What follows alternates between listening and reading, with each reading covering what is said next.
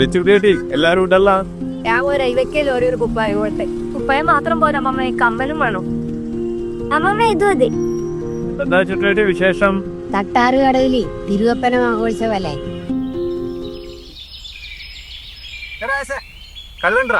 കള്ളുണ്ട്, നിനക്കില്ല. മുത്തപ്പന്. മുത്തപ്പനാ?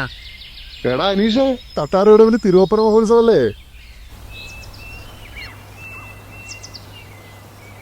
എന്ത് വരൂ തിരക്കിട്ട് പണിയെടുക്കുന്നത്? രാമ, തട്ടാക്കടവില് തിരുവപ്പന മഹോത്സവല്ലേ?